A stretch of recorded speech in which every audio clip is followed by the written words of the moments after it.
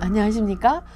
저는 방송통신대학 이태린 교수입니다. 오늘은 여러분과 함께 우리가 그 통계를 알면 세상을 좀 더 자세히 아주 명확하게 볼 수 있는가? 라는 것들을 생각해 보려고 합니다. 그래서 제목이 통계를 알면 세상이 보인다라는 제목으로 시작을 해보겠습니다. 우선 오늘 그 세 개의 그 섹션이 있는데 첫 번째는 우리가 사는 세상을 어떻게 볼까? 그래서 요즘 우리 주위에 통계학이라는 말 대신에 데이터 사이언스라는 말이 굉장히 화두가 되고 있는데 그 데이터 사이언스에 대한 걸 살펴보고요. 그 다음에 두 번째로는 불확실한 사실을 어떻게 우리가 이러한 통계 분석을 통해서 이해할 것인가.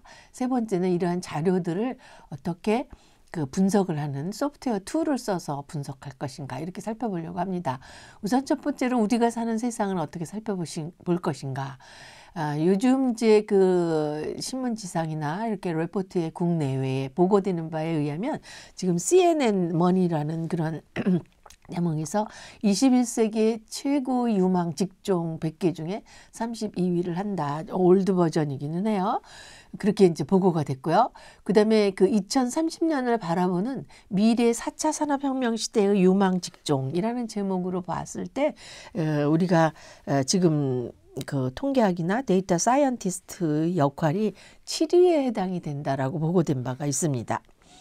그 다음에 하버드에서 그 발행되는 비즈니스 리뷰라는 데서 2012년에 21세기 가장 매력적인 직업은 통계학자다. 이렇게 이제 데이터 과학자다. 이렇게 얘기했었는데 그 10년 후인 현재 2022년에도 하버드 비즈니스 리뷰에서 현재도 세분화하고 고도한 데이터 과학자가 사회에서 많이 요구된다라고 보고된 바가 있습니다.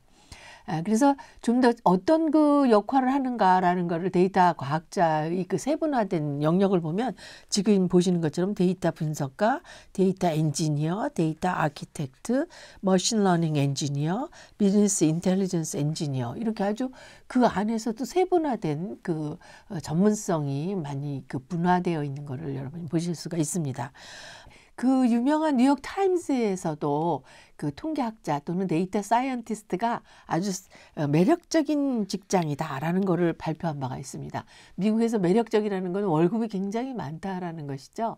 그래서 하여튼 이렇게 아주 유망한 그러한 직종이라고 보고되었고 워싱턴 포스트에서도 이 통계학자들이 그 숫자에 아주 능해서 모든 그러한 것들을 잘 볼 수 있게 만들어준다. 뭐 이런 것들을 보고한 바가 있습니다.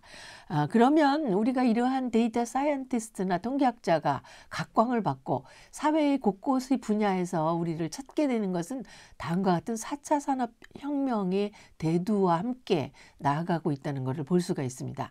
그래서 4차 산업혁명을 쭉 리뷰를 한번 해보면 첫 번째 1차 산업혁명은 기계를 발명을 했죠. 그래서 그걸로 이제 기계를 통해서 수작업으로 하던 걸 기계로 생산해내는 그런 특히 영국의 섬유공업이 거대한 산업화가 된 것의 계기가 됐습니다. 그 다음에 두 번째 혁명으로는 전기. 에디슨이 전기를 발명을 해서 예전에는 뭐 다른 그런 그 물리적인 그런 힘으로 어떤 기계를 돌리던 것을 전기를 통해서 돌리는 그런 시대가 됐습니다. 그래서 대량 생산 뭐 이런 것이 가능하게 되었다라는 것이죠. 3차 산업혁명 시대는 드디어 컴퓨터가 나오기 시작했습니다. 그래서 20세기 후에 컴퓨터가 나와서 컴퓨터와 인터넷 기반의 지식 정보의 혁명이 이루어졌다라고 우리가 표현할 정도로 새로운 챕터를 열게 됐습니다. 그리고 우리가 현재 맞게 된 4차 산업혁명에서는 빅데이터와 인공지능의 시대가 됐다라는 것이죠. 그래서 우리의 하다못해 식당에 가도 로봇가 이렇게 날아다주고 우리가 뭐 챗 GPT니 뭐니 여러 가지 환경의 변화가 있는 것이 바로 4차 산업혁명 시대다라는 겁니다. 그래서 이때는 데이터도 양이 많고 그 굉장히 복잡한 구조 안에서 우리가 데이터를 분석해야 되는 그러한 현실에 직면하게 됐습니다. 그래서 이런 걸 위해서 이제 어떤 것이 필요한가라는 걸 우리가 다시 한번 데이터 사이언스 역할이 그래서 필요하다라는 것이죠. 그래서 이거를 조금 더 하드웨어와 소프트웨어 개념으로 정리를 해보면 다음과 같이 1980년대 이때는 데이터의 양이 엑사바이트였는데 또 정형화된 데이터이고 데이터가 구조화돼 있어야만 분석을 할 수 있었던 시대였습니다. 그런데 그 다음에 점점 이제 이 해가 갈수록 제타바이트라고 해서 용량이 엄청 늘어나고 제타바이트가 더 이제 증가됐을 뿐만 아니라 우리가 예전에는 그 숫자나 문자로 된 데이터만 분석했었는데 이제는 그 영상으로 된 데이터, 소리로 된 데이터까지 우리가 데이터 분석의 대상으로 삼는 그런 시대가 됐다는 겁니다. 그래서 비정형 데이터라는 게 그걸 의미하고요. 그 다음에 사물 정보나 인지 정보 이런 걸 통해서 우리가 그 데이터 분석하는 좀 더 차원이 다르고 멀티디멘셔널, 고차원적인 그런 데이터들을 우리가 분석하는 시대가 됐다라는 겁니다. 그러면 우리가 지금부터 빅데이터를 응용한 우리 주위의 예제를 살펴보도록 하겠습니다. 여러분 지금 이 그 타임즈 표지에 나온 타임 표지에 나온 영화 배우 아주 그냥 매력적인 배우죠. 안젤리나 졸리가 이렇게 타임즈의 그 커버를 장식했습니다.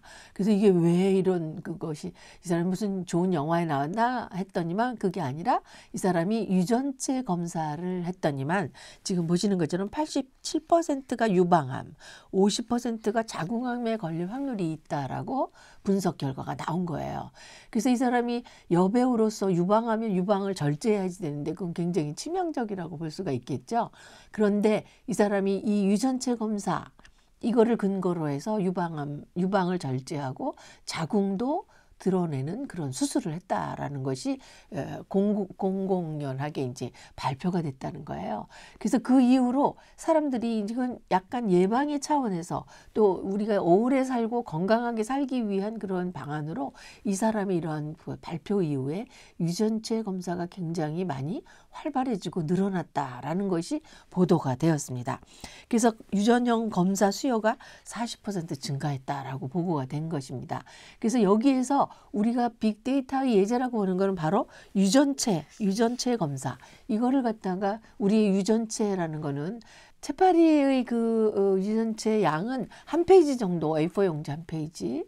그런데 인간은 그 1000권의 그 책이 들어있는 도서관에 있는 양과 같은 그러한 데이터를 갖고 있는 것이 인간의 유전체 자료이다라고 우리가 상대적으로 비교할 수가 있는 거예요. 그래서 그것이 바로 전형적인 빅데이터라는 것이죠. 그래서 그걸 분석함으로써 이런 여러 질병 또는 커피를 분해할 수 없는 사람, 또 술을 마시면 한 방울도 못 마시는 사람, 분해가 안 된다는 거예요. 유전적으로. 그러한 것들을 이러한 유전체 검사를 통해서 그 결과로, 분석 결과로 얻을 수 있다라는 겁니다.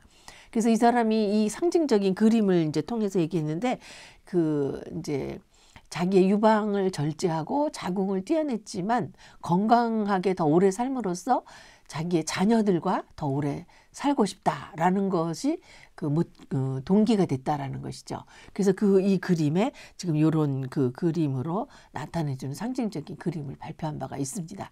그래서 우리가 이러한 그 약물 치료를 또 생각을 해보면 당뇨병, 고혈압 이런 것이 교과서에 있는 대로 이제 처방을 하는 그러한 그 획일적인 치료에서 요새는 이제 그 그룹을 나누게 됩니다. 그룹을 나누되 진단별, 성별, 연령별 이렇게 나누어서 그 연령에 맞는 그 그룹에 맞는 치료를 하는 그런 단계로 왔다가 지금은 어떻게 되느냐. 개개인의 유전체 검사를 통해서 개개인에 따라서 맞춰진 그러한 치료 진단을 내고 치료를 한다라는 것이죠. 그래서 개개인의 맞춤형은 여러분이 양복 같은 걸 맞추러 갈 때 개인이 어떤 사람은 팔이 한쪽은 길고 짧고 이렇지 않습니까? 그랬을 때 개인의 맞춤형 개인에 맞춰서 옷을 이렇게 맞춰 입는 그런 같은 개념으로 우리가 개개인의 유전체 특성에 따라서 진단도 내고 치료도 하는 그러한 시대가 됐다. 즉 개인 맞춤형 치료의 시대가 됐다는 것이죠. 그래서 그것을 정밀의학 또는 개인 맞춤형 치료라는 제목으로 우리가 부르기도 합니다. 그래서 여러분 이것이 최근에 어떤 의료 분야에서의 굉장히 연구가 활발히 진행이 되고 있는 것이죠.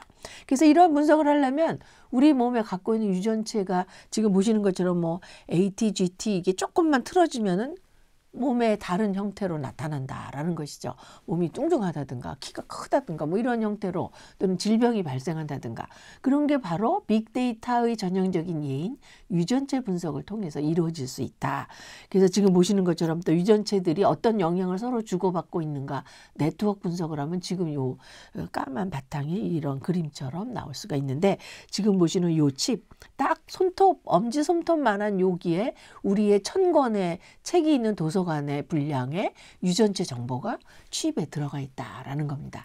그래서 여러분 이러한 내용을 가지고 우리가 이제 빅데이터 분석을 하게 돼서 실제로 유전체가 조금씩 다른데 그거에 의해서 눈의 색깔, 머리의 색깔 또는 비만인 사람, 마른 사람 또 키 큰 사람, 작은 사람, 건강한 사람, 질병에 걸린 사람 이러한 것들이 전부 어떤 신체의 표현 형태로 나타나게 되는데 우리가 그거를 치료해서 좀 더 건강하게 오래 살기 위한 것으로서 유전체 검사, 유전체 분석을 해야 된다는 것이고 그러한 유전체 분석은 바로 빅데이터의 그 분석이 필수적으로 필요하다라는 겁니다.